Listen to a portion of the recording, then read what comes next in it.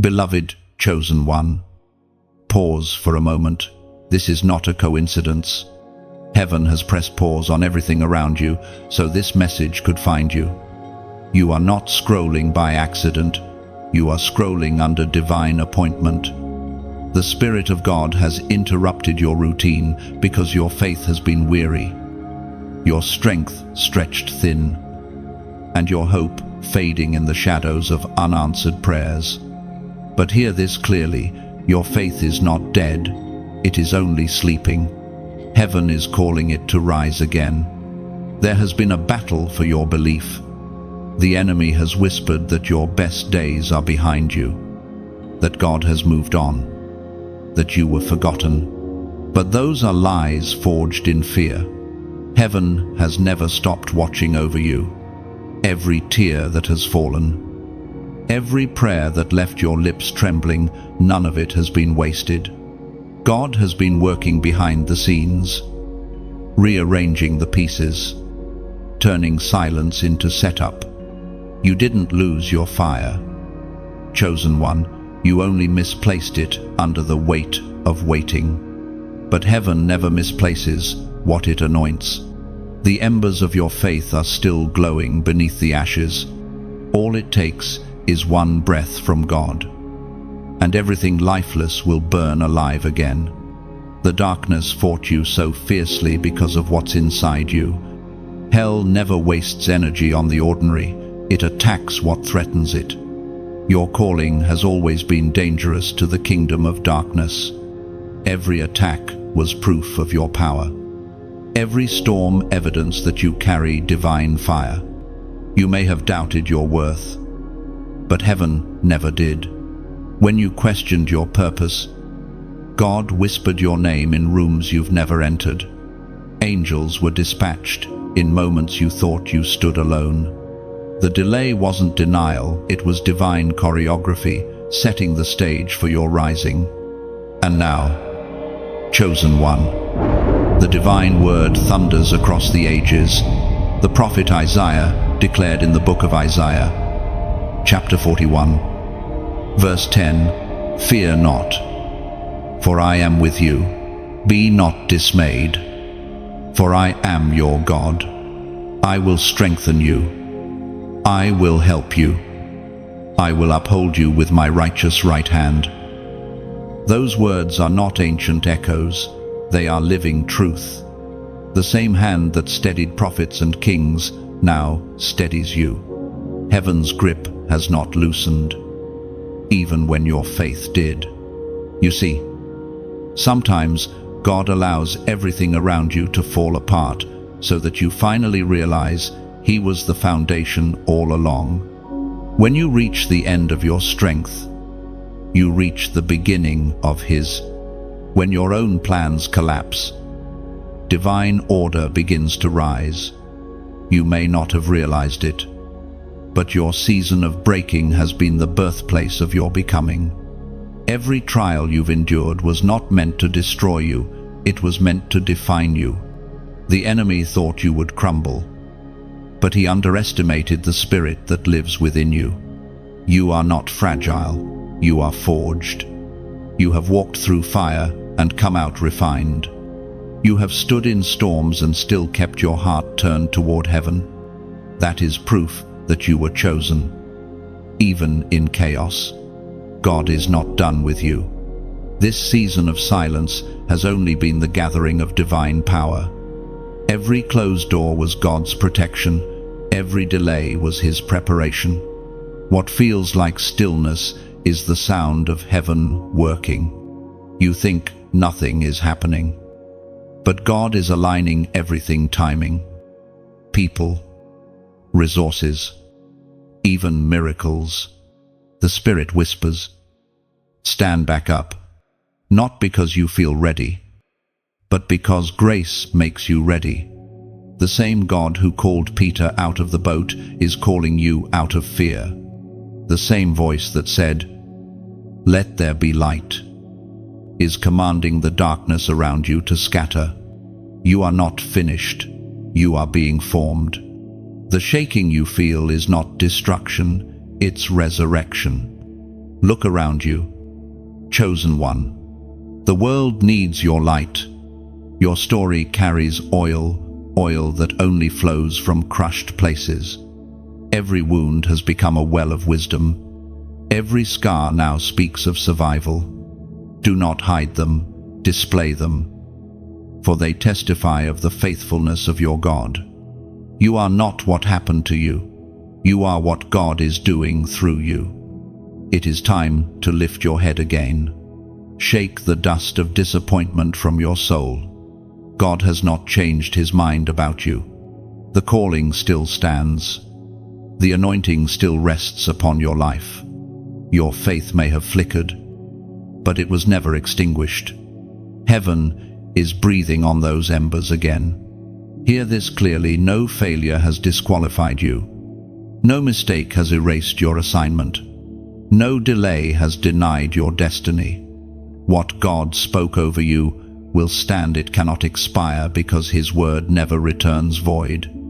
So now, rise. Rise in faith. Rise in fire. Rise in surrender. This is not the end. This is the awakening. Heaven is realigning everything around your obedience.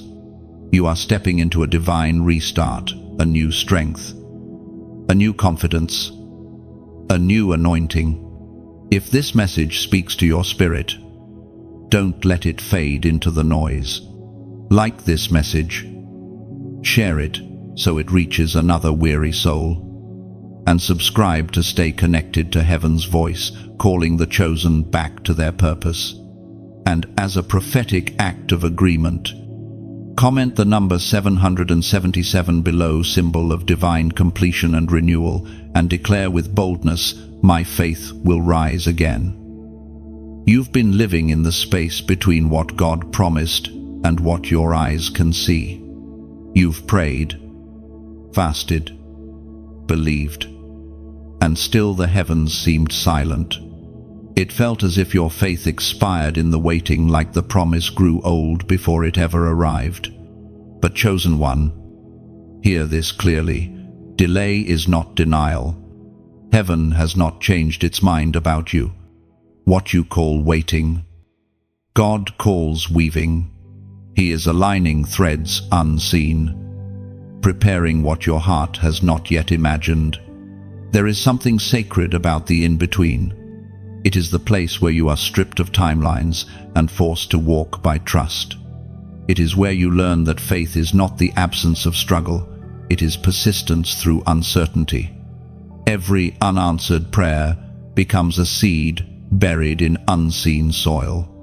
Every tear becomes water that nourishes the roots of destiny beneath the surface.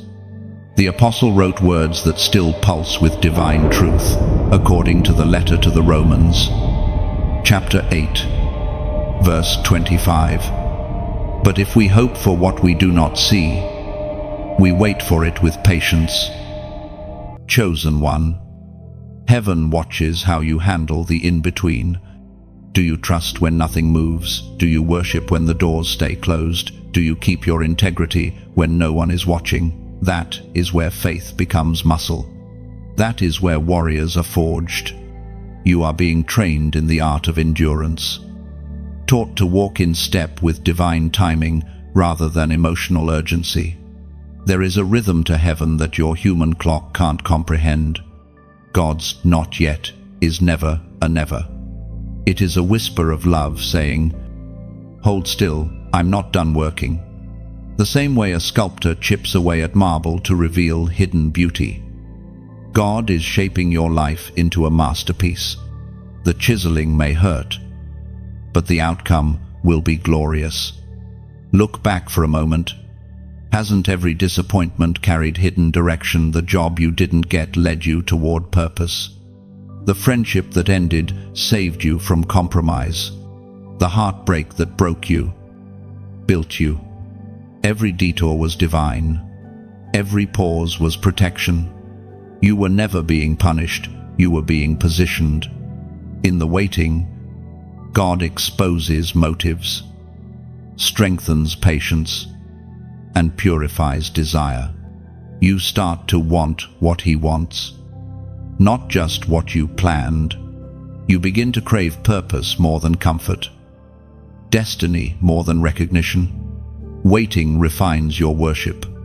It shifts your prayers from "Lord, hurry," to "Lord, make me ready."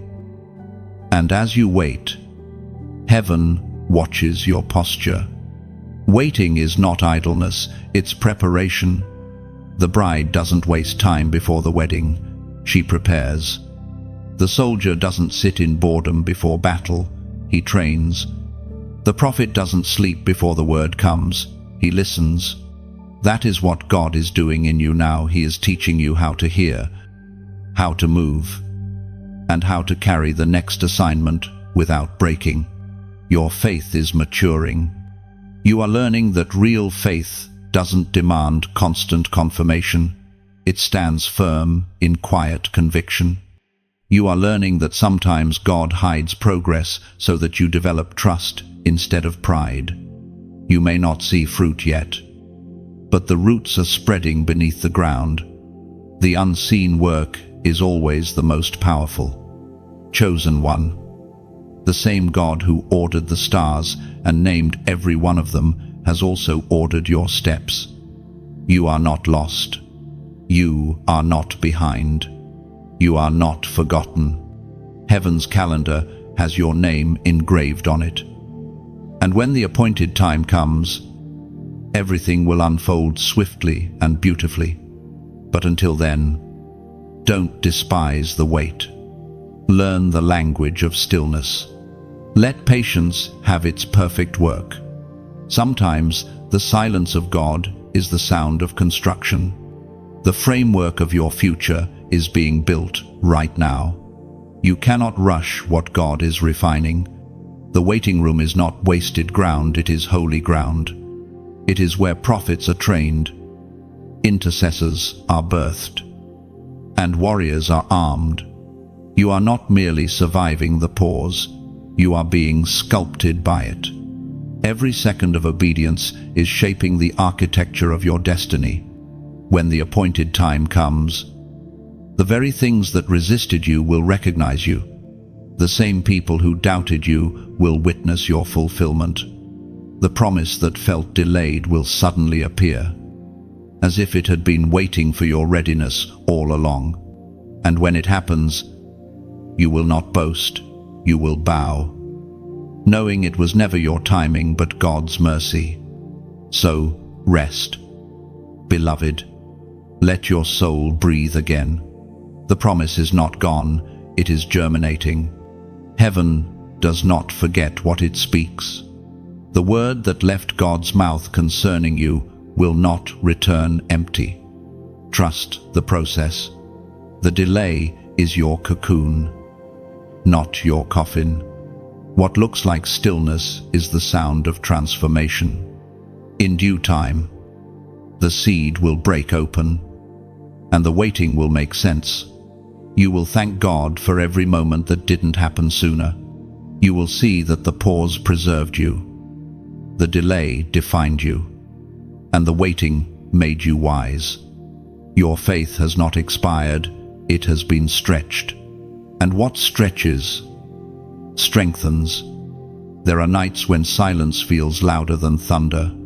You lie awake, eyes fixed on the ceiling, wondering if heaven has muted your prayers.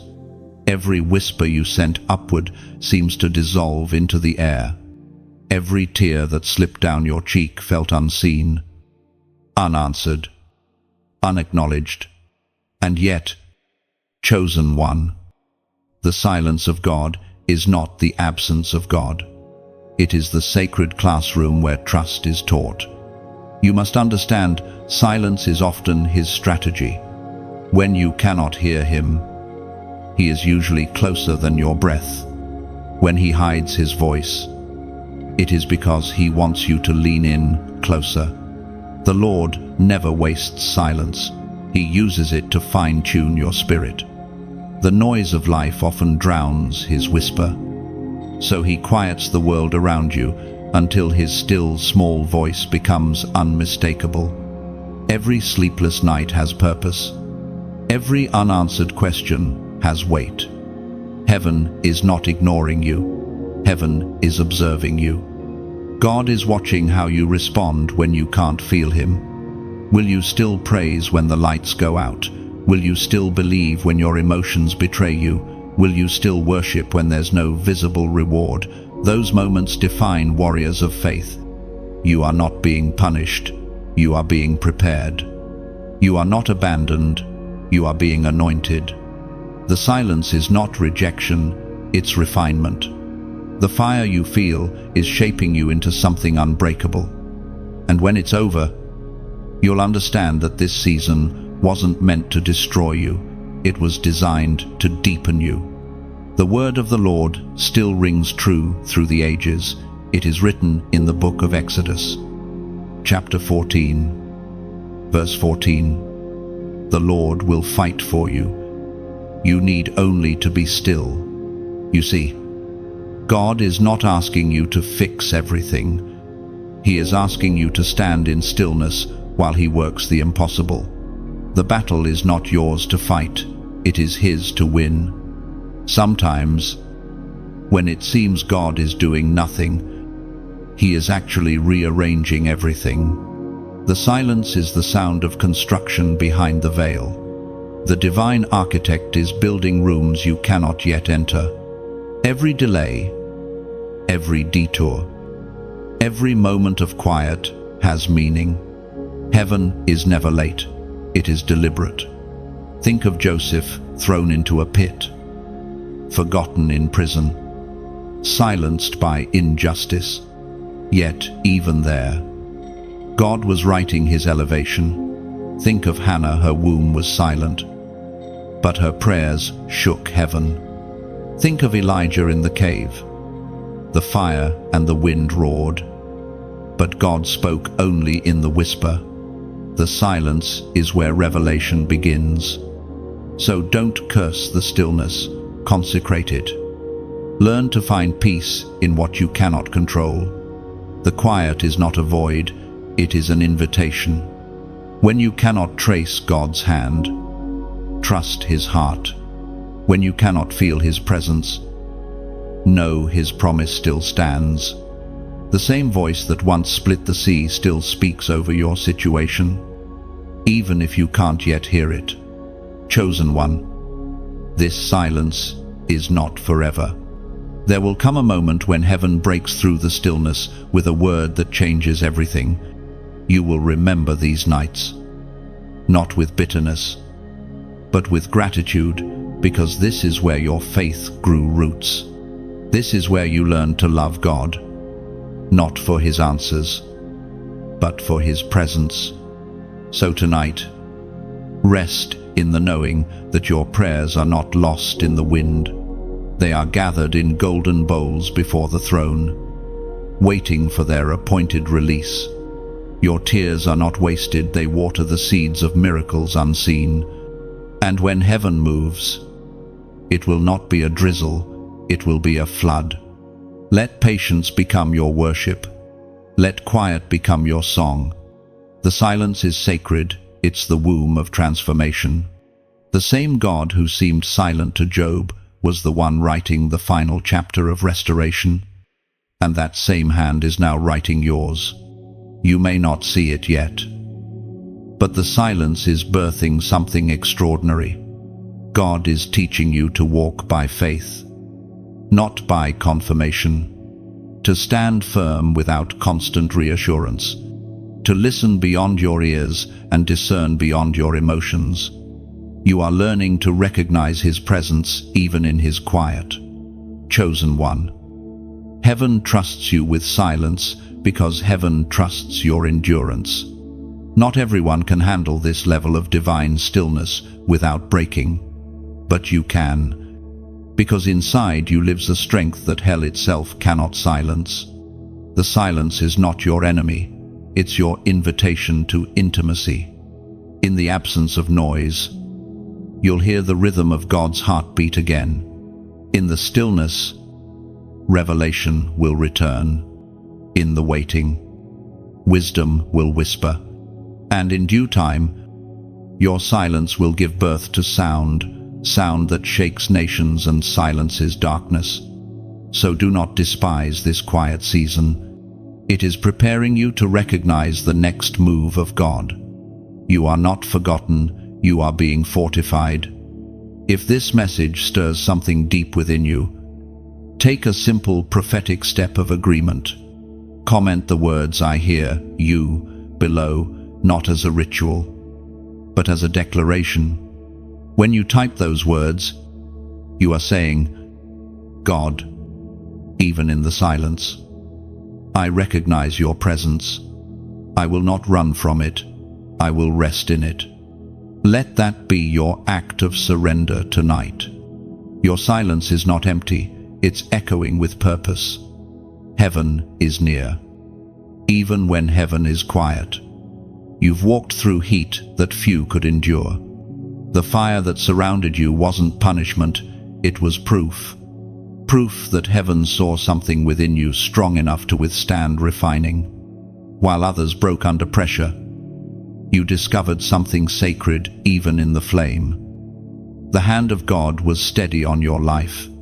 The nights of burning pain, the seasons of unanswered prayer, the loneliness that lingered after every storm, they weren't signs of divine abandonment. They were the furnace of transformation. God doesn't use comfort to build warriors, He uses fire. It is in the trial, not the triumph, where your roots of endurance grow deep. There is a holy mystery to the way heaven works. God allows what hurts to shape what lasts. What you lost in the fire were not blessings, but burdens. The things that could not endure the flame were never meant to go with you into your next season. Every flame that touched you burned away another layer of fear, another thread of pride, another illusion of control. You did not walk through the fire empty-handed. You walked out carrying revelation. Every moment of pain became a spark of wisdom. Every tear turned into oil for your future. The fire didn't just refine your faith, it rewrote your vision, teaching you to see promise even through the smoke. The sacred text reveals it clearly. The Spirit spoke through the prophet Isaiah. Chapter 48, verse 10. Behold, I have refined you, but not as silver. I have tested you in the furnace of affliction. These words are not judgment, they are reassurance. The fire was never meant to destroy you, it was meant to identify you. Heaven refines gold because it sees value. God tests faith because He intends to trust it with greater things. Chosen one, you were never fragile, you were being forged. When you felt everything fall apart, God was molding what could not be shaken. Every time you wondered, "Why this fire?" heaven answered, "Because you are chosen to carry light." Flames don't consume light, they make it visible. You may not realize it yet, but the pain that tried to silence you has become your anointing oil. The pressure that once crushed your spirit has now released a fragrance of power and humility that cannot be faked. Your tears have watered the soil of someone else's deliverance. Your endurance has become a sermon. There is a reason the enemy fought so hard to break you, because you were being built for something. The darkness cannot replicate authenticity. Counterfeit faith melts under fire. Real faith emerges from its shining. What the devil thought would destroy you has only refined your discernment, sharpened your spirit, and deepened your compassion. Now you carry authority, not because you've read about survival, but because you've lived it. You've faced the flame and found God still faithful. You've discovered that faith is not proven in comfort, it's proven in conflict. Every scar on your heart now glows as testimony that even in the fire, you were never alone. You remember the moments you said, "I can't take this anymore." Yet you did. You recall the nights you thought your faith had expired, yet somehow it flickered back to life. That resilience was not your strength, it was divine strength clothed in human weakness. Heaven's endurance was hidden inside your exhaustion. The beauty of being chosen is that you are both fragile and fierce, fragile enough to feel the heat, but fierce enough to walk through it. You learned to stop begging God to remove the fire and started asking Him to refine your focus. You began to see purpose in pain, beauty in breaking, strength in surrender, and now, chosen one, the fire that once frightened you has become familiar. You no longer fear trials, because you understand what they birth. You've learned that if it's burning, it's building. If it's shaking, it's shaping. If it's hard, it's holy. That is how heaven trains those who will carry its glory. The furnace of affliction has done its work. It burned off the false layers and revealed the real you, the warrior who knows how to worship while wounded, the vessel that glows with God's light because it's been through the flame. What once hurt now humbles you. What once terrified you now testifies for you. And when the next storm comes, you won't panic. You'll remember that every fire ends with renewal. Every trial ends with revelation. You'll stand taller, speak with more grace, move with more wisdom, and love with deeper mercy. The fire didn't take from you, it gave to you. So breathe, chosen one. The flames have faded, but the glow remains. The heat that once threatened you has now become your light. The same God who allowed the refining is the same God who now releases the reward. What was purified in private will soon shine in public. The fire was necessary. The waiting was essential. The breaking was divine. And you, beloved, are the proof that what walks through the flame with faith never walks out the same. You have walked through ashes, chosen one. You've watched dreams burn, hopes crumble, and seasons end without warning. But what you didn't realize is that ashes are not the end, they are the soil of resurrection. Out of the very things that broke you, God is building beauty. The fire did not come to erase your future. It came to clear the ground for something new. Every great promise begins in ashes. Before glory, there is always grief. Before renewal, there is always ruin. The Lord never rebuilds on unbroken ground. He restores only what has been surrendered, what you call loss. Heaven calls foundation. Every shattered piece has become material for the masterpiece being formed within you. The prophet once wrote a vision that still breathes truth today. It is declared in the book of Isaiah, chapter 61, verse 3, to bestow on them a crown of beauty instead of ashes, the oil of joy instead of mourning, and a garment of praise instead of a spirit of despair. That is heaven's promise for you. You are not destined to stay in the smoke. You are being crowned from the very dust that once covered you. Sometimes, you think your story is over when it's only in its rewriting. God never closes a chapter without preparing the next. The ashes under your feet are not reminders of failure. They are the ink for your testimony. What burned you yesterday will light your path tomorrow. Chosen one. The reason you survived the fire is because you carry something flammable: faith. Faith cannot die in heat. It multiplies in it. You are proof that divine resilience still exists. You are living evidence that God can make gardens grow where others only see graves.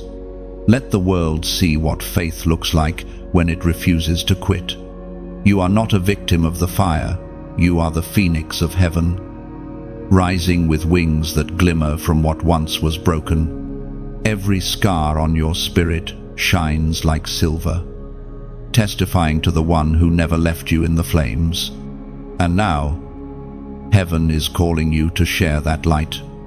There are people still standing in smoke, waiting to see proof that beauty can come from burning. They don't need perfection, they need your story. Your voice might be the spark that reignites someone else's faith. When you share this message, you're not promoting words, you're passing on fire. Each share becomes a torch that reaches another weary soul in the dark. Every time you click like, it's not just approval, it's agreement, a quiet amen that says, I believe this for myself and for others. When you subscribe, you step into a community of flame bearers, a circle of believers who refuse to let their faith expire. And if your heart feels stirred to sow into this movement, to keep this light burning across countless screens, consider it not as giving, but as planting. Every donation becomes a seed of restoration, a drop of oil that keeps the lamps of faith alive in others who need it most. This isn't about numbers or fame, it's about fuel. Every act of support is another flame flickering against the darkness. You see, chosen one, resurrection isn't a moment, it's a rhythm. You rise, and others rise with you. Your healing creates ripples that reach hearts you may never meet. When you invest in light, light multiplies. When you give from faith, faith spreads. The kingdom moves through simple acts of obedience. Imagine your story as a spark carried by the wind of the Spirit crossing nations, touching lives, setting dry hearts ablaze. You may never see the faces, but heaven will. God watches every seed, every click, every whisper of encouragement. Nothing offered in love ever fades unnoticed. So don't hold back your light. You've come too far to hide your flame now. The world needs the warmth that only your fire carries. Let every post, every prayer, every act of generosity become incense before God, a fragrance that declares, I rose, and I will help others rise. Even now, you may still see ashes around you, but lift your eyes. You are standing on the ground of renewal. Flowers bloom from burnt soil. Rivers flow through cracked deserts. God specializes in using what's been scorched to spark revival. The same Spirit that hovered over chaos is hovering over you now. Heaven whispers, your story is not tragedy, it is testimony. The ashes are not proof of loss, they are evidence of survival. You are rising, radiant with purpose, anointed with endurance. Your voice, your presence, your resilience, all of it matters more than you know. So, breathe deeply. Chosen one, the air around you carries resurrection. The ground beneath you hums with renewal. Lift your head from the dust and step forward. The light ahead is not from what burned behind, but from what God is igniting before you. And as you go, let your life be an altar. Let your gratitude be your offering. Let every word you speak carry the fragrance of restoration. The ashes were never the end, they were the beginning of beauty. Chosen one, can you feel it? Something invisible yet undeniable is awakening around you. The air feels different, not heavy, but holy. It's as if creation itself is leaning closer, waiting for you to realize what heaven already knows. Your season of restoration has begun. You've been through fire, through silence, through loss that no words could capture. You've watched chapters close without warning. Doors slam without reason, and prayers return with only echoes. But listen carefully, what felt like an ending was never the end. God was not subtracting, He was clearing space for restoration. Restoration is not God giving back what you had, it's Him giving back what you never knew you could hold.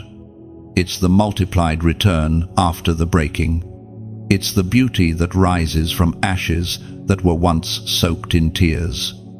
Heaven is not just replacing what was lost, heaven is reintroducing you to what was hidden. The sacred text proclaims eternal truth, as the prophet Jeremiah recorded in the book of Jeremiah, chapter 30, verse 17, "For I will restore health to you, and I will heal your wounds, declares the Lord." This is more than physical healing, it's the mending of every invisible fracture in your soul. God is not only restoring what life took from your hands, but also what fear stole from your heart. The world may see your scars and call them evidence of defeat, but heaven sees them as marks of endurance. You did not walk through the valley to stay there, you walked through it to prove that faith outlasts fear. Every wound is now a window for light. Every scar glows with redemption's reflection. Chosen one, you are stepping into a season of reversal. The years of labor, the hidden seasons of pain, the quiet prayers that no one applauded, heaven has not forgotten any of it. Divine recompense is coming. The God who watched you sow in tears is commanding a harvest of joy. You will see blessings spring up from places that once brought you grief. You've been asking, God, will I ever recover what I lost? But heaven is answering, no, you will not recover it. You will be restored beyond it. Recovery gives you what you had. Restoration gives you more than you ever dreamed. Every heartbreak is becoming holy ground. Every delay is turning into divine timing. And now, as a prophetic act of alignment, let your faith echo into the atmosphere. Type the number 444 below. Why 444? Because it represents divine stability, the establishment of foundations, and the fulfillment of promise. It symbolizes the Father's building. He is constructing something solid from what once seemed shattered. When you comment 444, you're declaring, Lord, I'm ready for foundation. I'm ready for what lasts. This is not superstition, it's symbolism. It's your heart speaking to heaven, saying, I'm standing in agreement with the promise of restoration. You're not just typing digits, you're planting declaration. Every act of faith creates a sound in the unseen. Every small step you take reverberates across eternity.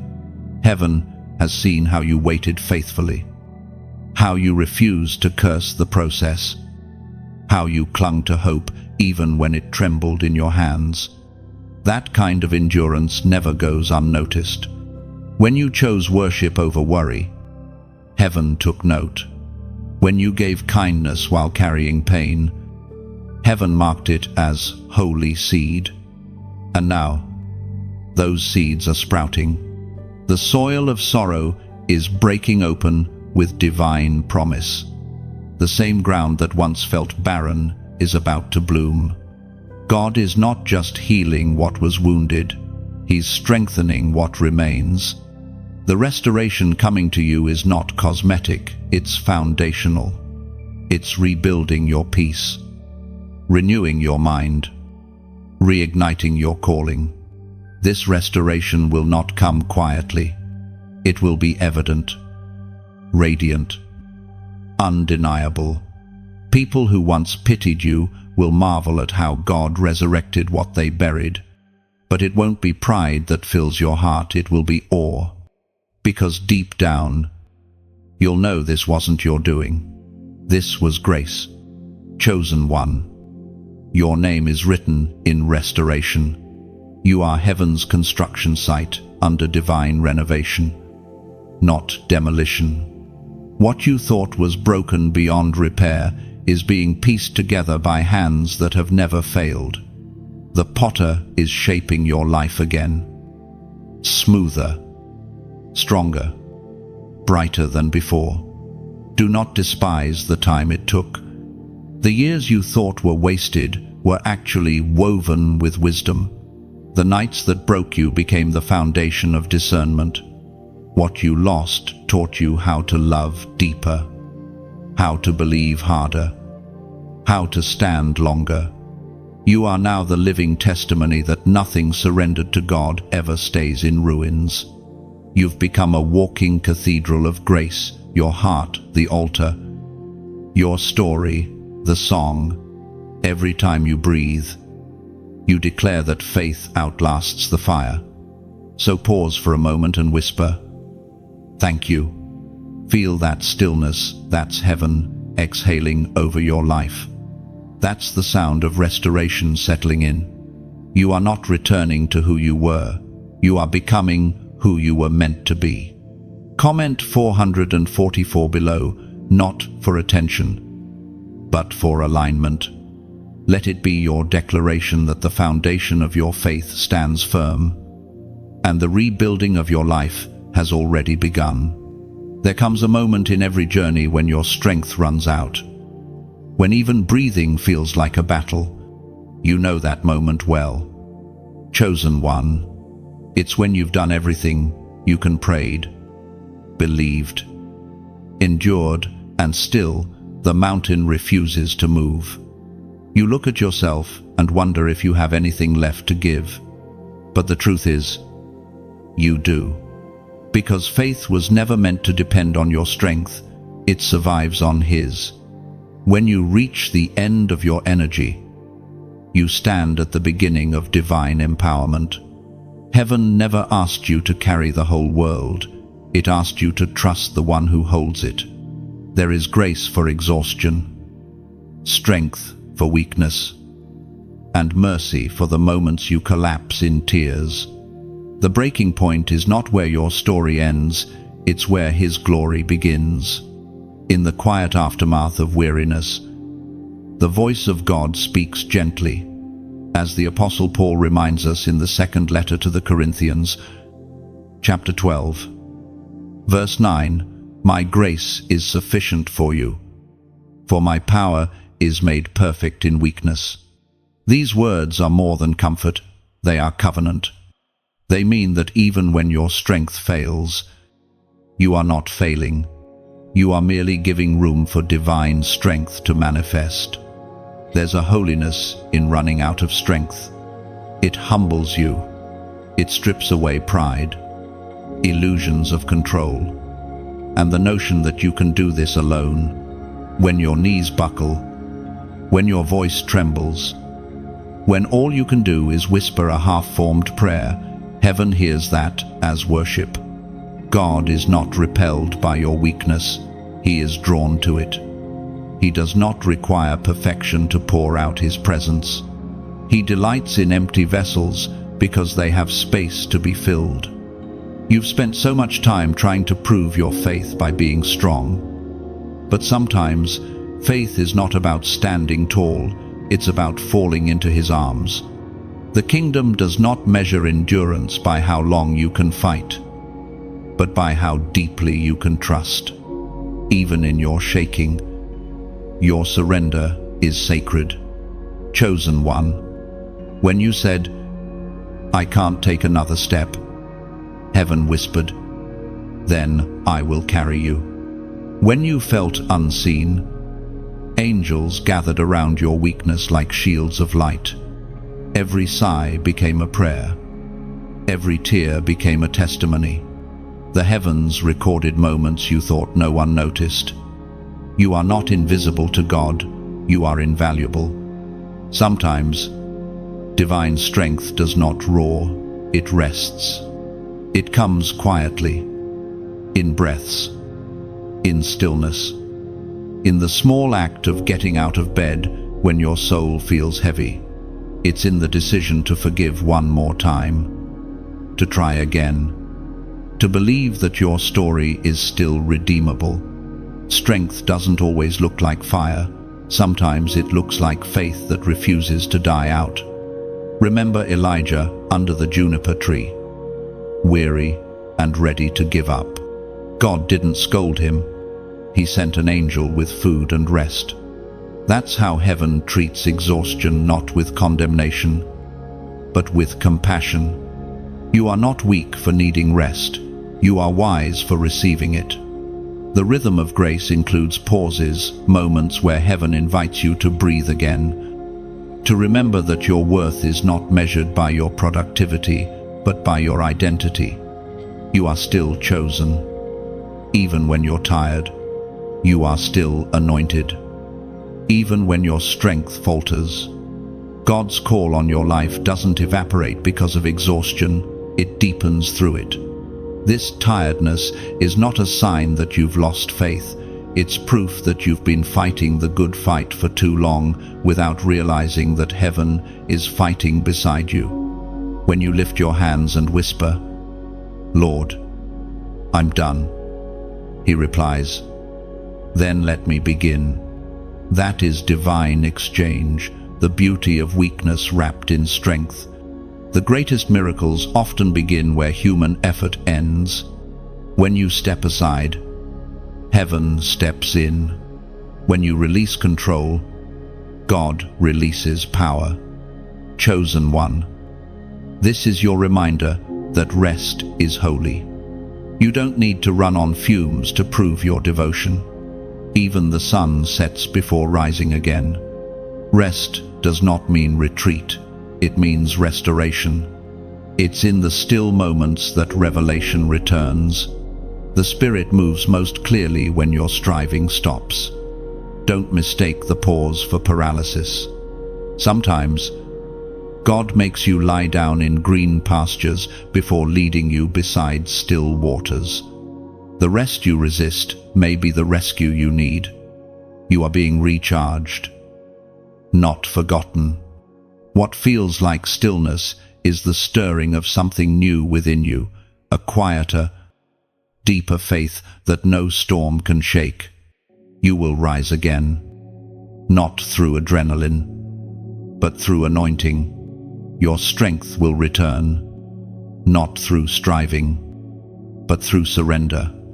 You are learning the sacred rhythm of divine dependence, where every step you take is powered by grace, not grit. So, breathe. Chosen one. You have permission to stop fighting for a moment. The world won't fall apart if you rest in God's arms. The one who never sleeps is holding the universe together, and that includes you. When your strength fails, fall into grace. When your fire dims, lean into the flame of His presence. You will find that the power you need was never gone. It was simply waiting for your stillness. Chosen one. If only you could see what heaven has been doing behind the curtains of your chaos. While you wrestled with doubt and confusion, divine hands were shaping something eternal. The storms you thought were meant to sink, you were actually steering you toward purpose. Every gust of wind, every wave that threatened to drown you, it was all training. Heaven hides its greatest lessons inside the hardest seasons. You have asked, why so many storms? Why does it seem like peace escapes me? But the truth is, peace has not left you. It is being perfected in you. God has been teaching you to carry calm inside chaos. Anyone can praise when everything is perfect, but it takes the chosen to stand firm when the sea rages. That's why your storms were so strong, because your assignment requires unshakable peace. You are not in the storm by accident. You are in divine training. Heaven has been building spiritual muscle inside of you. Every battle sharpened your discernment. Every loss carved out compassion. Every betrayal purified your heart. The warfare you faced wasn't punishment, it was preparation. God saw the size of your calling and sent resistance to strengthen you for it. The sacred writings still echo the reminder the apostle wrote in the letter to the Romans. Chapter 8, verse 28. And we know that in all things God works for the good of those who love him, who are called according to his purpose. It's not that every event was good, but that God is so powerful. He can weave even pain into promise. The dark threads of your past are being woven into a masterpiece of redemption. If you could see from heaven's view, you'd realize nothing has been random. The heartbreak that broke your routine, the delay that frustrated your plans, the failure that crushed your pride, all were divinely timed interventions. God used them to close doors that would have led you away from destiny. The same storm that seemed to scatter your dreams was actually carrying you to the shore of divine purpose. Chosen one, you have been in what heaven calls hidden training. While the world saw your weakness, God saw your weapon. He was shaping your endurance, developing your patience, teaching your spirit to stand in silence and trust his timing. The battles you fought in private were not wasted. They were building the strength needed for your public assignment. Hidden seasons are sacred. They are where the roots grow deep before fruit appears. The longer you've been underground, the greater the harvest that's coming. You may have felt buried, but you were actually being planted. Buried things die, but planted things grow. What God is doing in you is not death, it's development. When David faced lions and bears, no one applauded. He fought unseen, uncelebrated, and unrecognized. But those hidden victories prepared him for Goliath. Likewise, your unseen battles have prepared you for what's coming next. The roar of lions taught you courage. The loneliness of the field taught you worship. The rejection of people taught you reliance on God. All of it matters. All of it is sacred. The storms did not delay your destiny, they defined it. You will one day look back and realize that the very pain you tried to pray away was the soil of your greatest growth. Without the weight of adversity, you wouldn't have learned how to stand. Without rejection, you wouldn't have learned to rely on grace. Without the silence, you wouldn't have learned to hear God's whisper. Chosen one, heaven is proud of your endurance. You have wrestled with confusion and still chosen faith. You have faced uncertainty and still chosen obedience. You have walked through nights with no visible sign of dawn, yet refused to curse the darkness. That kind of faith moves heaven. That kind of persistence rewrites futures. Now, as the winds begin to settle, you are about to see what the storm revealed. Not what it took, but what it uncovered. Strength you didn't know you had. Wisdom that can only come through waiting. Authority that only grows through affliction. These are the treasures of the storm, the hidden gold of endurance. You are no longer the same person who entered that season trembling. You are steadier now, quieter but stronger, humbled but unbroken. The storm taught you not to fear the shaking because you discovered what can't be shaken: your faith, your calling, your God. So, take a deep breath. Beloved, the waves have done their work. The wind has passed. What remains is purified purpose. You have graduated from hidden training, and heaven is preparing to reveal the fruit of what it forged in fire.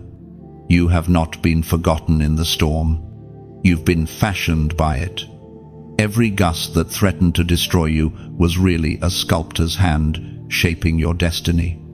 And when you step forward from this season, the world will see what heaven already knew. You were never fragile. you were forged. You remember that moment, don't you? The one when you stood at the edge of giving up, when your strength trembled, your voice cracked, and your faith seemed too fragile to hold. You whispered, "I can't do this anymore." And yet somehow, you did. Somehow, your heart kept beating, your feet kept moving, and your faith, though small, refused to die. That, chosen one, was not your doing. That was heaven's hand beneath your collapse.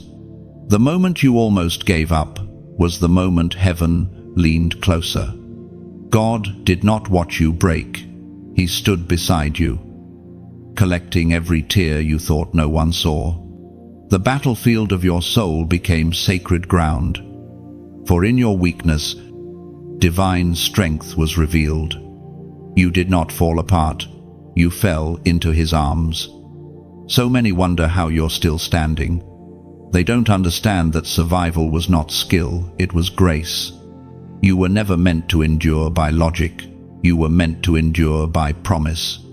Heaven's breath kept you alive when the weight of despair tried to crush you. There were times you prayed for peace but woke to pressure. Times you asked for clarity but found chaos instead. But all of it was working something deep within you. God was building endurance not in the ease of life, but in the friction of faith. Every unanswered prayer became a muscle of perseverance. Every disappointment forged discernment. Every heartbreak trained humility. The ancient writings speak this truth into our hearts. The apostle wrote in the letter of James, chapter 1, verse 12, "Blessed is the one who perseveres under trial, because having stood the test, that person will receive the crown of life that the Lord has promised to those who love him." That is your promise. You will not come out empty-handed, you will come out crowned. The very pain that pressed you will be the reason you shine brighter. You see, the breaking point was never the end, it was the threshold. When your heart shattered, it made room for more light to enter. When everything fell apart, your spirit learned to cling to what cannot be shaken. You were not being destroyed, you were being deepened. The breaking was the beginning of building. Look back, and you'll notice, even in the darkest nights, there was always a flicker. Even when your faith felt microscopic, it was enough for God to move mountains. You thought you were holding on to him, but in truth, he was holding on to you. You were never out of his grasp, not for a moment. And now, heaven looks upon you not as one who barely survived, but as one who was refined by fire. You are walking evidence that faith doesn't expire in pain, it expands. You are the living proof that endurance outlives exhaustion. This is not just survival, it's resurrection. The version of you that emerged from those trials is wiser, stronger, and gentler.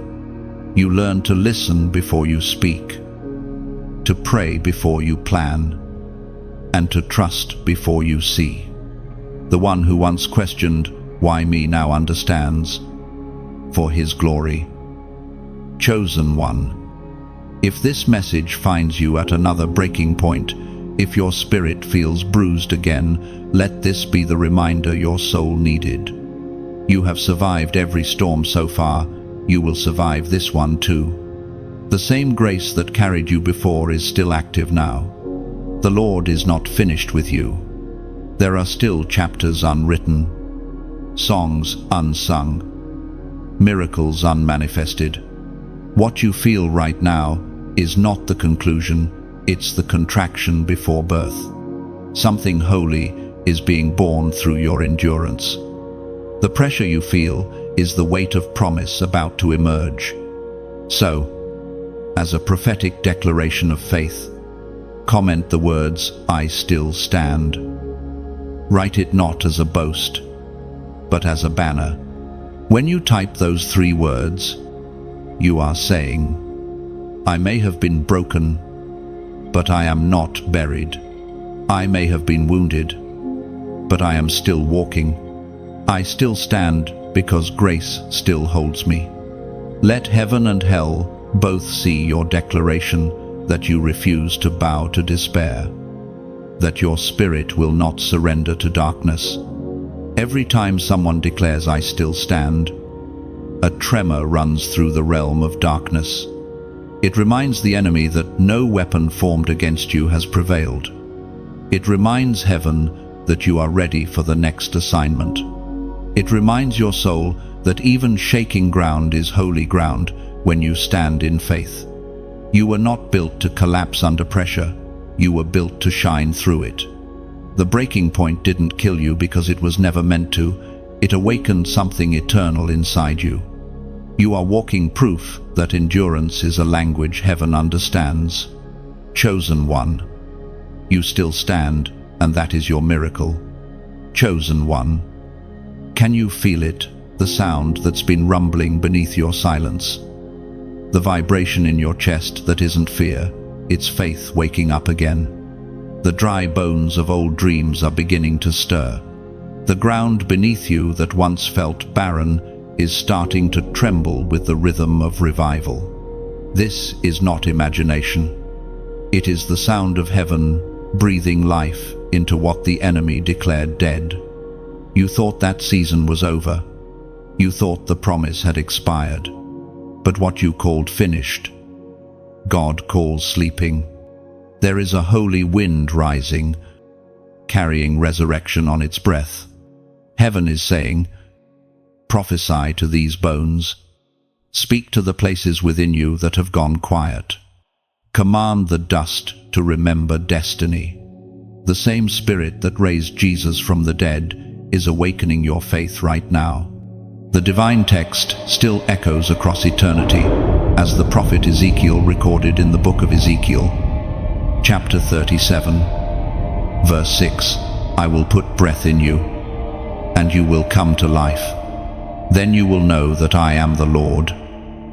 This is the heartbeat of revival, not noise, not spectacle, but divine breath filling what was empty. Your lungs are not just breathing oxygen, they're inhaling restoration. Chosen one. You are standing in the valley of revival. Around you may still lie fragments, dreams, relationships, visions, but don't mistake stillness for death. The same God who sculpted man from dust can gather every broken piece and make it live again. This is the hour where heaven resurrects what hell buried. Listen closely. The bones are rattling. The sound of movement you hear in your spirit is not confusion, it's construction. Heaven is rebuilding. The shaking you feel is not chaos, it's calibration. The Spirit of God is fitting the pieces of your purpose back together. Every area that felt dry is being drenched in divine life. And as this breath moves, it carries with it an assignment. Revival is never meant to stay inside one soul, it's meant to spread. When light enters you, it's designed to flow through you.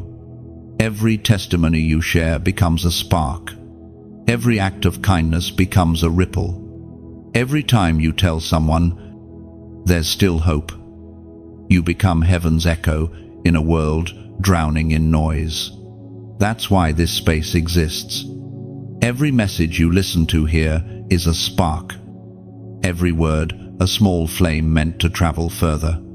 When you like what you hear, it's not vanity, it's visibility. You're helping the message reach another soul who's standing in their own valley. When you share, you're not promoting, you're participating. You're carrying a torch into another dark room, saying, there is still light. When you subscribe, you're not following a voice, you're joining a movement. You're becoming part of a circle of revivalists who refuse to let faith go silent. And when you choose to donate, it's not about giving away, it's about planting. Every seed you sow turns into fuel that keeps these words flowing to hearts that have forgotten how to hope. Think of it this way: every like is a candle lit, every share a flame carried, every subscribe a lamp refilled, and every donation a log placed upon the altar to keep the fire burning through the night. You are not funding content, you are feeding a calling. You are not giving to a person, you are giving into purpose. Revival is not a one-time spark, it's a steady burn. The more light you pass on, the brighter this movement becomes. One voice becomes a choir. One spark becomes a wildfire. And somewhere, perhaps far from you, someone scrolling through despair will find the same flame that found you. Chosen one. Heaven always multiplies what's given in faith. Just as Jesus broke the bread and it fed thousands, God will take what you offer, time, love, support, and multiply it into transformation for many. This is how divine breath becomes a wave. One act of obedience releases a flood of healing across unseen shores. You might think, what difference could my small gesture make? But remember, the smallest spark can start the largest fire. When you add your flame to this altar, you're saying, God, let my light travel further than I can go. And heaven always honors that. Your voice matters. Chosen one. Your heart carries oil. Every word you release, every click of faith, every seed of generosity, it all adds to the sound of revival. The more voices unite, the louder the echo becomes. Dry bones live again. So let this moment mark you. Stand in your valley and speak life again. Whisper hope into what has been silent. Watch how God turns dust into destiny, brokenness into beauty, emptiness into overflow. And while you do, remember, this revival doesn't begin with crowds, it begins with courage. It doesn't need stages or lights, it needs willing hearts. You are that heart. You are that vessel. You are that flame. Heaven is breathing. Chosen one, and you are the proof that breath can become fire. Keep the light alive. Let your faith shine. Let your generosity ripple. Let your story be a living testimony that even in the valley, bones still rise and faith still breathes. You have learned how to survive the storm. Chosen one, now you are learning how to stand in peace after it. The wind has calmed. The noise has faded. And for the first time in a long time, there is silence that does not threaten you, it heals you. It feels strange, doesn't it, to finally breathe without bracing for another blow, to wake up and not carry yesterday's battles into today. But this peace, this stillness, is not a pause in your journey, it's part of your training. There is a rhythm to divine peace that the world cannot imitate. It's not the absence of problems, it's the awareness of presence. The same presence that was with you in fire is now with you in quiet. You are not being forgotten, you are being grounded. Heaven knows that before you can carry greater glory, your soul must first learn rest. Peace is not a luxury for the chosen, it's a weapon. The enemy cannot operate in calm, he feeds on chaos. When you stand still, you frustrate him. When you refuse to be moved by fear, you silence him. Every time you choose serenity over panic, heaven applauds.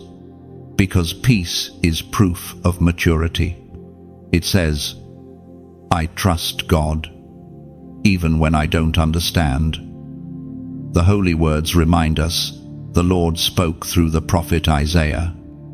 Chapter 26, verse 3. You will keep in perfect peace those whose minds are steadfast, because they trust in you. That is the foundation of your strength. Not striving, not struggling, but trusting. True strength does not shout, it rests. It doesn't prove, it abides. This peace is not fragile, it's forged. It was shaped in the same fires that tried to destroy you. You've learned that peace is not given, it's grown. It grows in the soil of surrender. It takes root when you finally stop fighting to control what was never yours to fix. That is why this new season feels lighter, because you have stopped carrying what belongs to God. Chosen one. Peace is not an event, it's an atmosphere. It's what happens when your spirit aligns with heaven's tempo.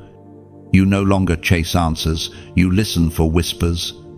You no longer beg for signs, you rest in assurance.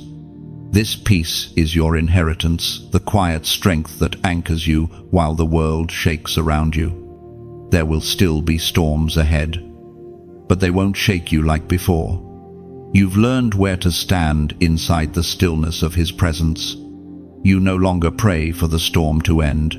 You ask to see the lesson within it. That's how warriors are made, not by escaping battles, but by finding rest inside them. The world measures success by speed, but heaven measures it by stillness. Your progress is not in constant motion, it's in continuous surrender. When you move in peace, you move in power. When your heart is calm, your decisions carry heaven's clarity. When your mind is steadfast, your words become weapons of light. Peace does not come from knowing what's next. It comes from knowing who's with you now. That's why you no longer need constant reassurance. The God who calmed the sea is the same, one calming your thoughts. The God who spoke to winds is the same, one whispering over your worries. Be still. Look at how far you've come. There was a time when fear ruled your nights. When anxiety owned your mornings, you woke up heavy, carried burdens that were never yours, and wore exhaustion like armor. But now, there's lightness in your step, clarity in your vision, stability in your soul. You have not just survived, you have matured. You've become the kind of person who carries peace into every room, who can walk through storms without being soaked in them. Peace has become your identity. It radiates from you because it's no longer something you chase, it's something you carry. You are a sanctuary now, a living temple where chaos loses its voice. You have become what you once prayed for, and this peace, chosen one, is contagious. Without saying a word, your presence will begin to shift the atmosphere around you. People will feel calm without knowing why. They will sense stability in your silence. They will look into your eyes and see the reflection of heaven's rest. That is how God uses peace as silent evangelism, as quiet power. This peace is not passive, it's prophetic. It's the sound of a soul that has seen storms and still believes in sunshine.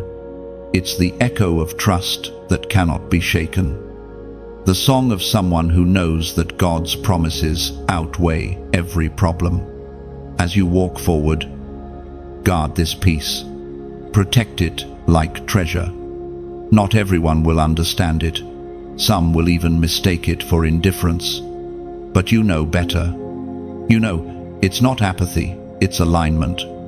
It's the still heart of someone who finally understands that the war was never theirs to win. You are living proof that peace is possible even after pain. The same God who carried you through fire has now placed you beside still waters. Don't rush this calm. Rest in it. Let it refill every empty place, every weary thought. You are not behind, you are being rebuilt in silence. And soon, when the next season calls, you will rise not as a survivor of storms, but as a bearer of peace. You will walk into chaos and calm it. You will speak into fear and silence it. You will live in such deep stillness that the enemy won't know where to find you, because you'll be hidden in the peace of God. Chosen one, you have come so far, and yet heaven whispers there is more. What you've walked through was not the end, it was initiation. You've tasted refining fire. You've known silent nights. You've stood in storms, and you've learned stillness. Now comes the unveiling, the moment when the light you've carried privately begins to shine publicly. This is the season where your faith moves from hidden to heralded, where the inner strength you've built becomes the outer testimony the world will see. There is a stirring in the spirit around you. You might feel it like a gentle vibration under your skin, a warmth that defies logic.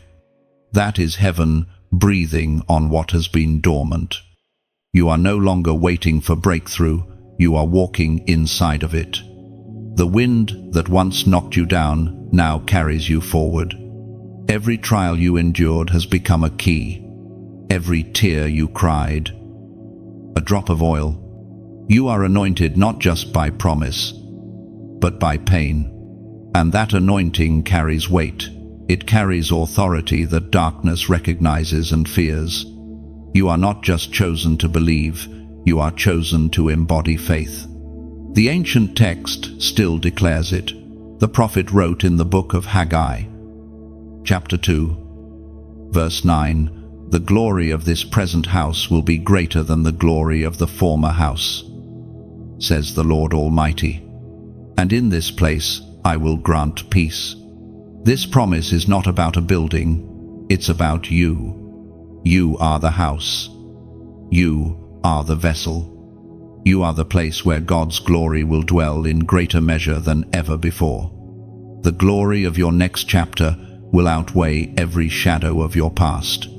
The peace coming will silence every echo of yesterday's pain. What you lost cannot compare to what heaven is about to pour. The story isn't ending, it's ascending. You are stepping into a new dimension of purpose, power, and peace. But before the unveiling, heaven asks for one thing: alignment. Not effort, not perfection, but agreement. God doesn't need your strength, He needs your yes.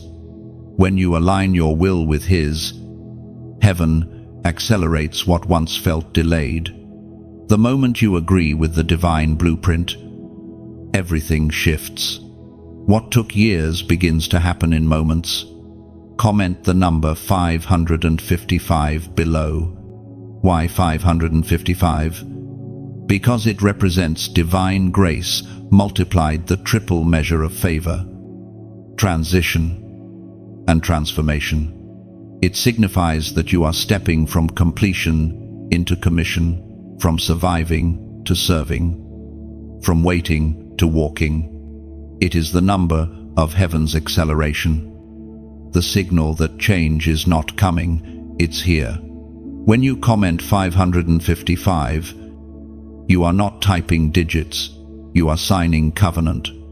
You're saying, "Lord, I align with your timing, your plan, and your will. Let transformation begin in me." It's a simple act, but it carries spiritual resonance. It's the sound of surrender becoming strength. Heaven moves through small acts of obedience. A comment might seem trivial, but it's the echo of agreement. It's the moment your faith becomes visible in the digital space, a modern altar of declaration. Angels respond to faith, not volume. When your words align with heaven's, the unseen realm moves. Chosen one, you are not waiting for a move of God, you are the move of God. Every step you take radiates kingdom power. Every breath you exhale carries the fragrance of grace. You've been prepared in private for influence in public. Heaven's light within you is no longer flickering, it's blazing. And that fire is contagious. Your story, once marked by breaking, is now crowned with becoming. The chapters ahead will not mirror the ones behind. The atmosphere around you is shifting because you've shifted inside. Fear no longer drives you, peace does. Pain no longer defines you, purpose does. You are living in divine transition, and nothing can halt what heaven has decreed. Look around. Signs of renewal are everywhere. Doors that were closed are creaking open.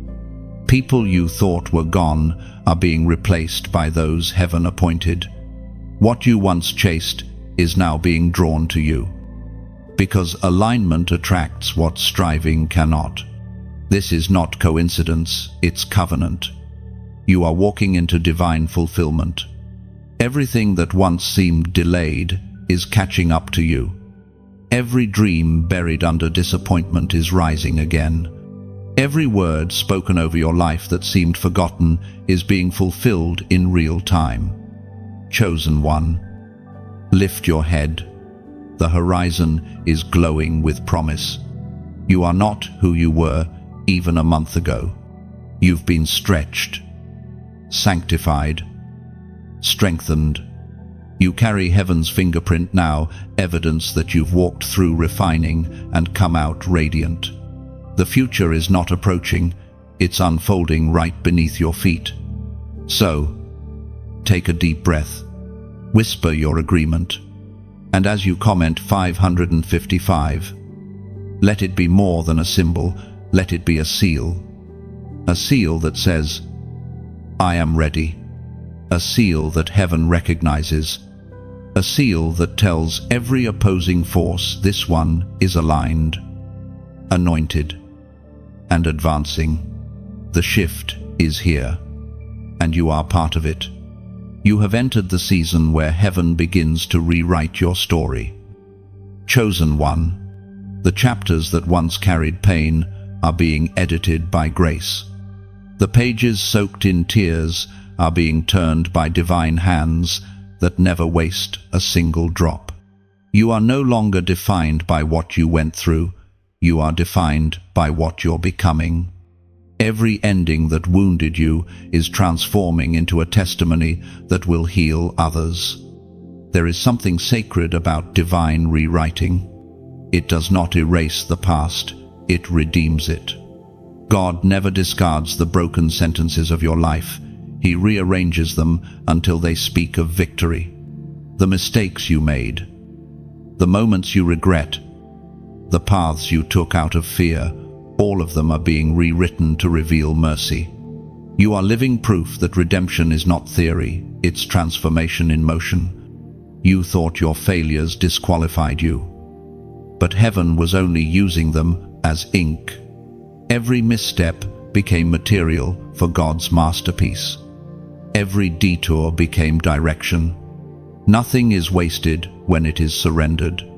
Even your deepest pain is becoming prophecy. The very places you tried to hide will soon hold the brightest light.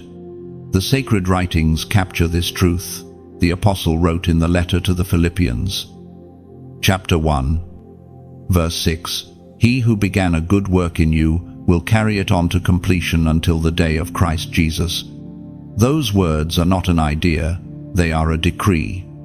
God finishes what he starts. His pen never runs dry, and his patience never ends. What he started in you is still unfolding, even when it feels paused. Chosen one, you are not unfinished, you are in progress. The author of eternity does not rush his creation. He refines each line, writes each chapter with precision, and ensures that every plot twist leads back to his purpose. What felt like detours were actually divine edits, removing what could have destroyed you, adding what will sustain you. Sometimes, rewriting requires erasing. God had to remove certain people, certain habits, certain desires, not because they were evil, but because they didn't fit the next chapter. The pain of loss was actually the mercy of alignment. What you called rejection was redirection. What you mourned as subtraction was preparation for addition. When heaven rewrites, it also renames. The world called you by your failure, but heaven calls you by your future. You are not the broken one, you are the rebuilt one. You are not the rejected, you are the refined. Every time you doubted your worth, God whispered your new name under his breath. The name written not in ink, but in fire. Redemption is not an event, it's a rhythm. God doesn't just restore you once, he keeps doing it. Layer by layer, moment by moment. Every morning you wake up is another sentence written. Every time you choose forgiveness over bitterness, he adds a line of beauty. Every act of obedience adds another paragraph of grace. Look closely, and you'll see how much your perspective has changed. The things that once broke you now build you. The memories that once brought shame now bring compassion. The same voice that once trembled in prayer now speaks with authority. You no longer beg for belonging. You know you're chosen. You no longer chase affirmation. You rest in identity. The rewriting of your life is not just for you, it's for those watching. There are people who will find hope in your pages. Your testimony will be the mirror that helps others see redemption in their own reflection. You are becoming a living letter, written not with ink, but with the Spirit of the living God. When people encounter you, they will read grace. You may not understand why God chose you to carry such a story, why he didn't choose someone louder, stronger, more perfect. But that's the mystery of divine authorship. He chooses the unlikely because the glory shines brighter through cracks. You were never meant to impress the world. You were meant to reveal his mercy. Chosen one. Heaven takes its time with masterpieces. That's why your story has felt slow, stretched, and sometimes silent, because beauty that lasts cannot be rushed. God is not writing a short story, he's composing an epic. The kind of story that spans generations, the kind that ripples beyond your lifetime. One day, you will look back and see the coherence in the chaos. You'll see how every broken sentence was restructured to reveal hope. You'll recognize that the very pain you thought would end you was the ink that made your redemption visible. You'll see how even the tears became punctuation marks of grace. You are walking proof that God's handwriting still moves across human lives. The same hand that wrote stars into the sky is still writing your future in lines of light. Your past was the rough draft. Your present is the revision. And your future, the final chapter, is written in glory. So keep turning the page. Chosen one. Don't reread the pain when promise waits ahead. Trust the author's pen. He knows the ending. And when the final word is written, your life will not read like tragedy. It will sound like triumph. There is a mantle resting on you now. Chosen one. A mantle that could only come after the fire, after the silence, after the rewriting. You've been forged through seasons that demanded everything: faith, endurance, patience, surrender. And because you endured, heaven is clothing you with something new: authority.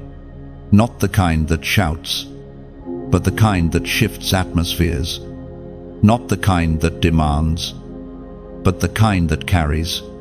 You have become unbreakable because you have been broken. This mantle is not made of fabric, it's woven from every moment you refuse to give up. Every tear, every prayer, every act of obedience has been stitched together into a robe of strength. You wear it without realizing it. That's why the air changes when you walk into a room. That's why certain people sense something sacred around you but can't explain it. You are carrying evidence of endurance. The quiet fire of one who has been refined.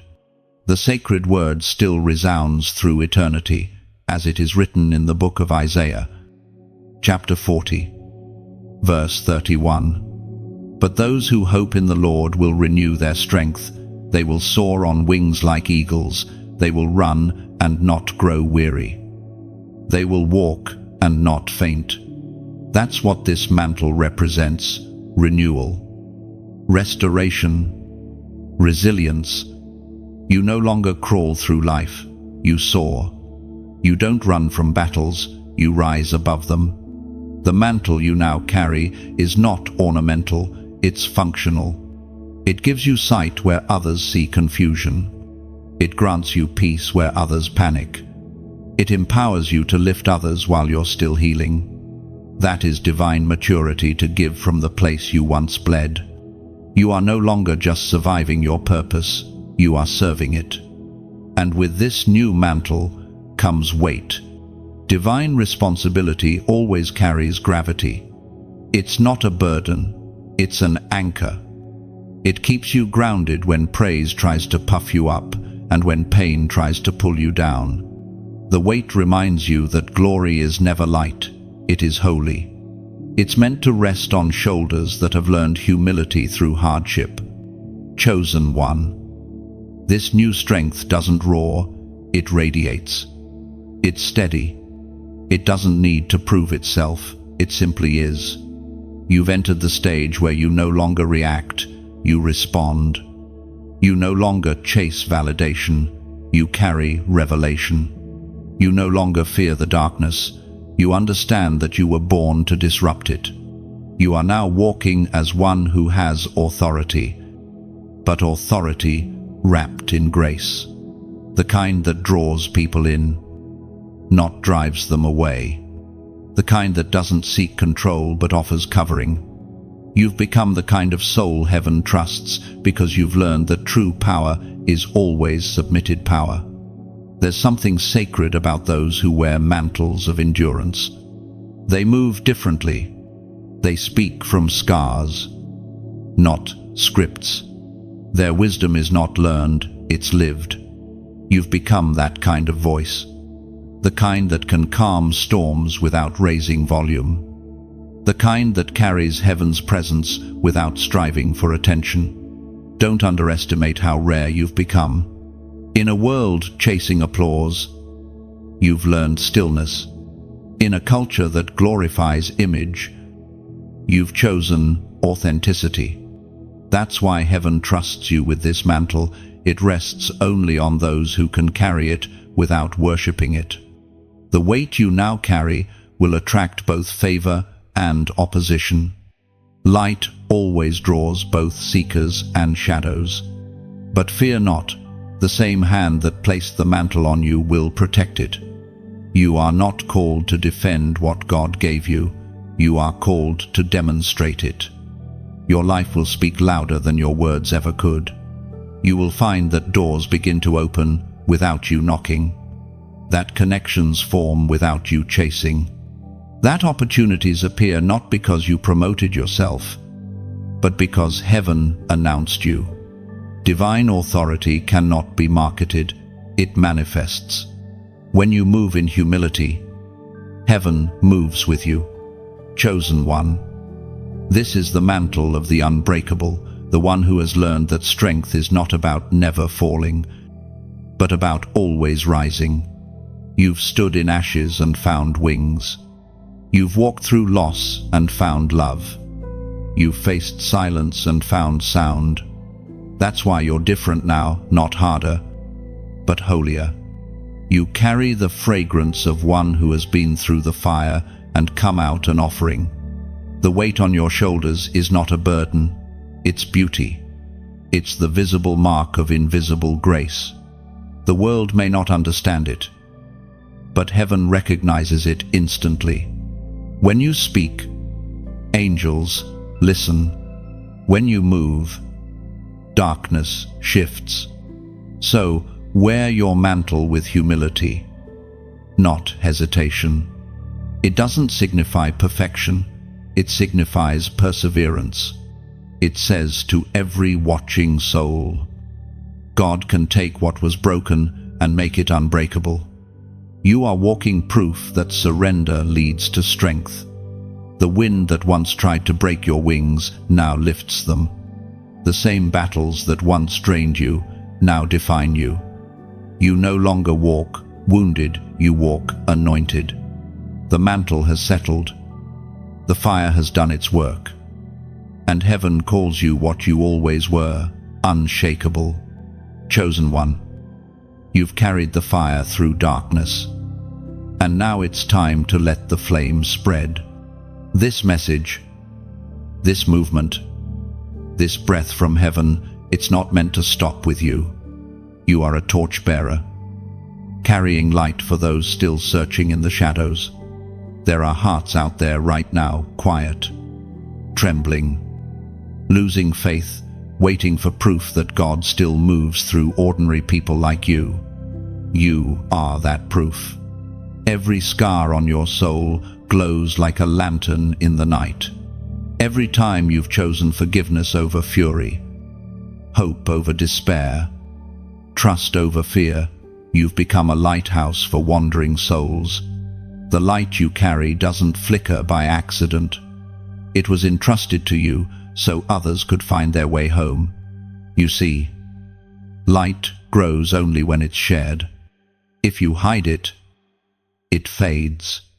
If you give it, it multiplies.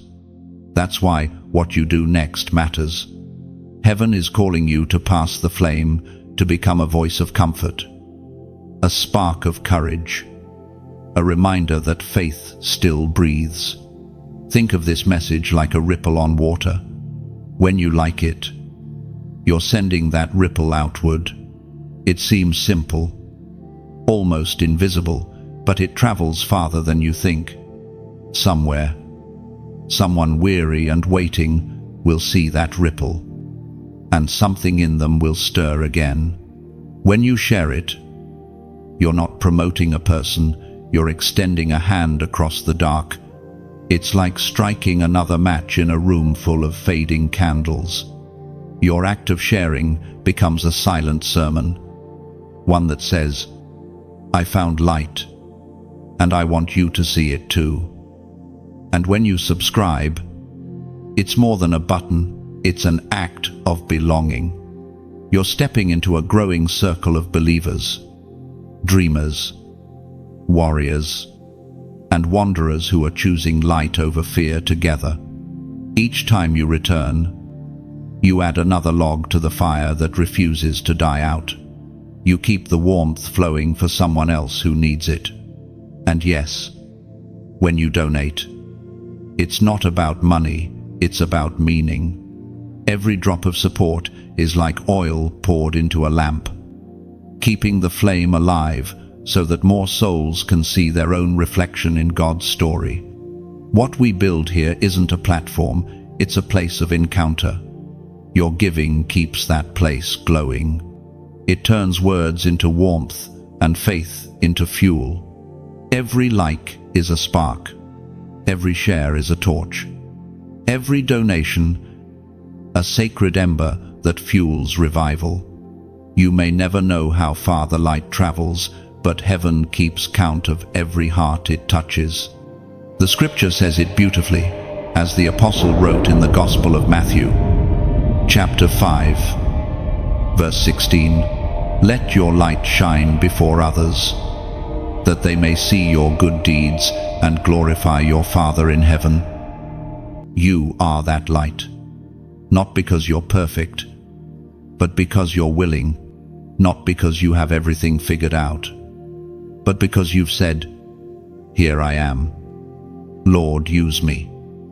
This moment is not about gathering followers, it's about gathering faith.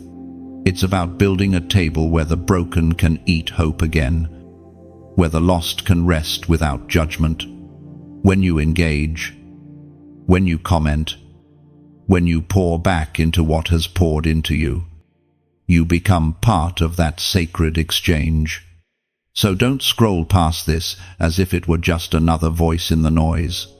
Pause. Reflect. Let your soul breathe. Let the words sink in like rain into soil that's been waiting for water. Then, when you feel that familiar warmth stirring the same one that first found you, release it forward. Speak it, share it, plant it, and if you feel moved, leave a comment below. Your words might be the next whisper someone else needs to hear. They may be tired, just like you once were. Your sentence could be their spark. Write what heaven places in your heart, something as simple as, "The light still burns," because it does. And because of you, it will keep burning. You see, revival is not loud, it's contagious. It travels through hearts that dare to care, through hands that refuse to let go of grace. When you engage with this message, you become part of that quiet wildfire. It's not a ministry of noise, it's a movement of love. Chosen one. Imagine this light spreading, glowing across screens, crossing languages, weaving through hearts. It's more than words, it's a living flame. And you, dear one, are part of the reason it's still alive. So, stay connected. Feed the flame.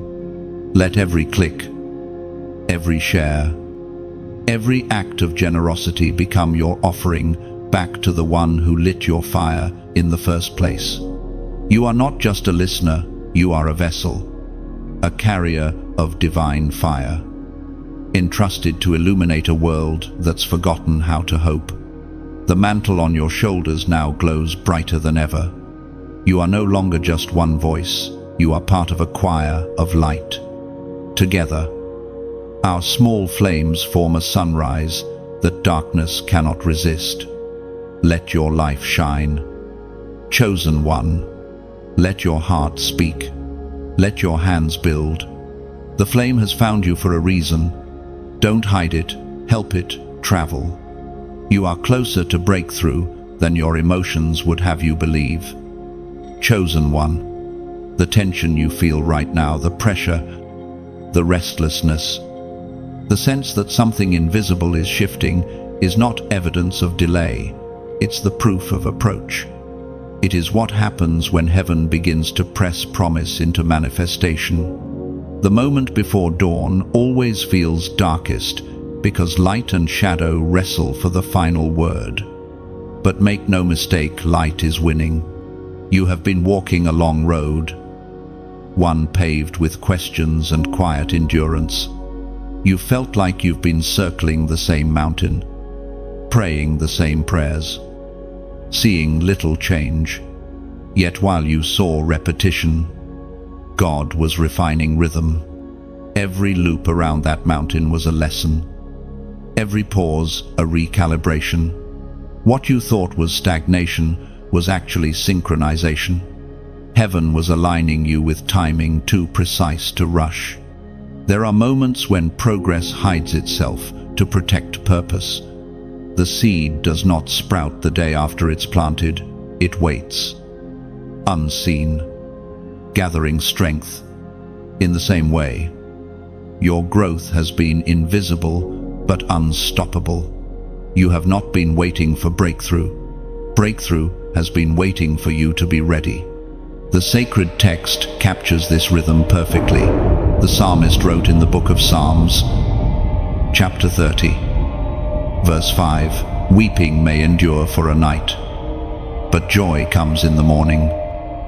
These are not poetic words, they are a spiritual law. Nights are temporary, and morning has an expiration date. Joy always finds a way back home. The night you've been walking through has taught you more than daylight ever could. It has trained your eyes to see light in places others overlook. It has tuned your ears to recognize whispers that others call silence. Darkness is not your enemy, it's been your classroom. It taught you that faith is not about avoiding storms, it's about anchoring through them. You've grown in ways even you can't see yet. The fear that once ruled you now hesitates before approaching. The anxiety that used to command your thoughts now finds no open door. You are becoming steady, rooted, calm under pressure. That is evidence of transformation. Heaven never rushes this kind of strength. It builds it one silent sunrise at a time. Chosen one. The final stretch always feels the hardest. When the soul nears fulfillment, it senses the weight of what's coming and mistakes it for resistance. But the truth is, it's labor, not loss. You are not losing ground, you are giving birth. The pressure you feel is the push that brings promise into reality. Imagine the caterpillar in its cocoon. Inside, it feels confined, compressed, motionless. Yet within that stillness, wings are forming. If the cocoon were broken too early, the wings would never strengthen enough to fly. God has allowed confinement not as punishment, but as construction. What feels like limitation is actually preparation for lift. Soon, the cocoon will open. Soon, you'll see why it had to take this long. The timing you once resented will reveal itself as mercy. Because if the door had opened too early, you would have walked in half-formed. But now, you are whole enough to handle what's coming. There is peace in knowing that you don't need to force anything. The current of God's will is already carrying you. You no longer need to run ahead or drag behind you, just need to stay in flow. The Spirit knows where to take you. The only task left is trust. Look around, and you'll see faint traces of fulfillment already blooming. Conversations that once closed are reopening. Ideas you buried are returning with new clarity. People who once left your side are being replaced by those who truly align with your calling. It's subtle, but it's happening. Breakthrough doesn't always arrive with a bang. It often slips in quietly, like dawn creeping through the blinds. You are standing at the threshold of a divine reveal. Soon, everything that felt uncertain will settle into clarity. The questions that haunted you will find answers in motion, not theory. You won't have to explain what God is doing. He'll make it evident through the fruit. Until then, hold your peace and guard your focus. This is not the time to scatter your energy. This is the time to root yourself in gratitude. Look back at how far you've come. You survived what you once thought would end you. You walked through fire and came out carrying light. You wrestled with silence and found song. The next stretch requires less striving and more stillness. It's not about doing more, it's about believing deeper. You've done the work, now let the work speak. The garden of your soul has been watered with perseverance. Now it's time for harvest. Chosen one. Joy is approaching not as an emotion, but as evidence. It will come quietly, but it will fill everything. The waiting will end, and you'll realize it wasn't wasted time, it was sacred time. You were being formed, not forgotten. And when the dawn breaks fully, you'll see what heaven has been building all along, not just a blessing, but a believer who cannot be moved. There is a holy stillness that follows fulfillment. Chosen one, the quiet after the storm. The sacred hush after long prayers are finally answered. It doesn't roar, it rests. It doesn't demand, it dwells. This stillness you now feel is not emptiness, it's completion. Heaven is whispering, it is done. Not because your story ends here, but because this chapter has reached its divine resolution. You've walked the long path of faith. And now, at last, you can exhale. You may not see fireworks or hear trumpets, but that's because real miracles rarely arrive with noise. They slip in softly, through ordinary days, disguised as peace. The miracle isn't just in what happened, it's in who you became through it. The real breakthrough was internal, not external. The promise was never only about the blessing, it was about the becoming. There was a time when you prayed for survival, and heaven gave you strength. Then you prayed for direction, and heaven gave you discernment. Then you prayed for answers, and heaven gave you peace that no answer could rival. Every stage of your journey wasn't random, it was revelation. You have moved from endurance to embodiment. You no longer just believe in God's faithfulness, you carry it. The ancient text records this truth. The apostle wrote in the second letter to Timothy, chapter 4, verse 7, I have fought the good fight. I have finished the race. I have kept the faith. That is not a statement of exhaustion, it is one of fulfillment. It speaks of a heart that knows it has poured itself out completely, without regret, without reserve. And that's where you are now standing, in the serenity of completion. The calm that comes when purpose meets perseverance. Look back for a moment, not with sorrow, but with sacred pride. Every night of weeping watered the soil of your destiny. Every delay carved depth into your faith. Every no became protection disguised as disappointment. If you had known then what you know now, you would have thanked heaven for every detour, because none of it was wasted. None of it. Chosen one. You've reached a place, few ever find the place where you no longer need signs to believe. You no longer beg for reassurance because you've tasted revelation. You've seen God's faithfulness not as a theory, but as a testimony. That is spiritual maturity, the peace that no longer depends on circumstance, the joy that doesn't need validation, the strength that doesn't need to be seen. This is the stage where heaven begins to entrust you with legacy. You've been through refinement, not just for your own reward, but for the sake of those who will come after you. The light that burns in you now will guide others long after you've moved forward. You are not just a receiver of grace, you are a carrier of it. The mantle you wear is no longer for survival, it's for service.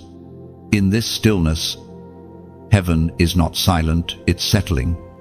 It's establishing what it built in you. You will notice that peace feels heavier now. Not like a feeling, but like an anchor.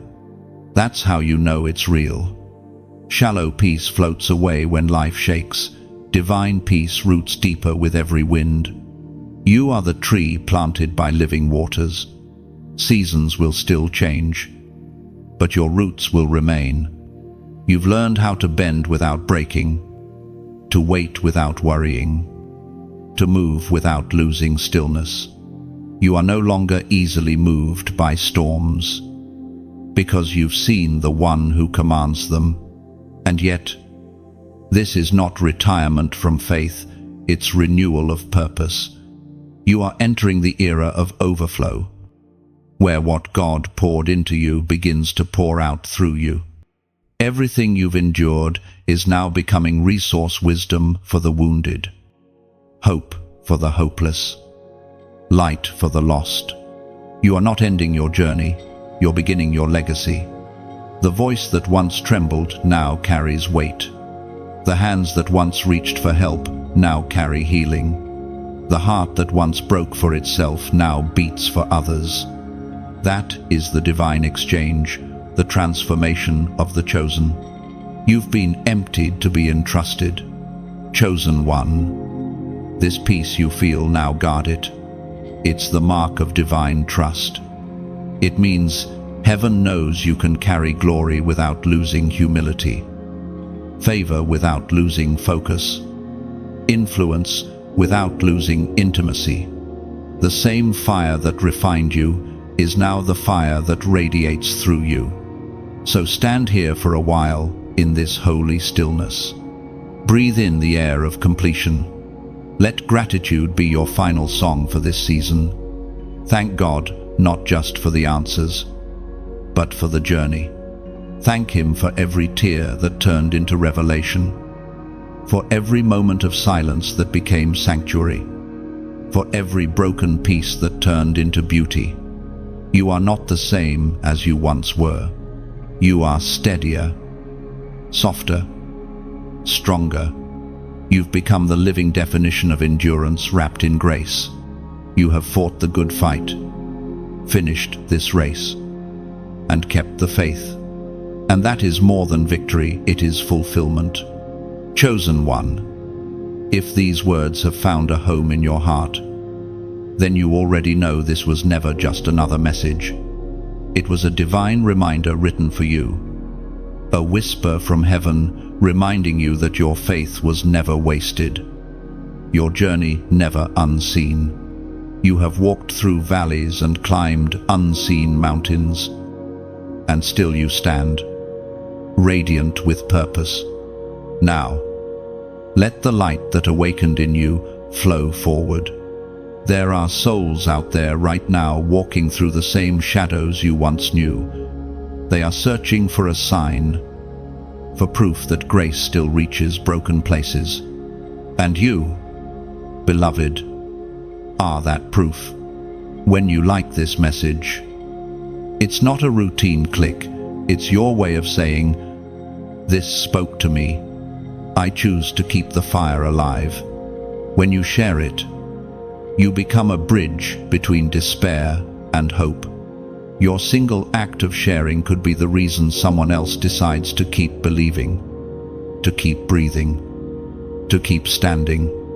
When you subscribe, you're not following a page, you're joining a family of light bearers, a movement of hearts who refuse to let faith go silent. You're helping build a sanctuary of words and presence where souls can come to rest, be restored, and remember who they are in God's design. And if this message has stirred something deep, let it echo. Leave a comment below. Write the words heaven has placed on your tongue, something simple, something sincere. Your comment might become the very message someone else scrolls by and stops at because it feels like hope. Every line you write carries weight. Every expression of agreement builds connection. You have received. Now, help the message travel. Let it move through you, around you, beyond you. Because light doesn't end where it shines, it multiplies. Thank you for walking through this journey, for opening your heart, for being part of this movement of faith and fire. Stay close, stay awake, stay ready. The next chapter of glory is already forming, and you are part of it.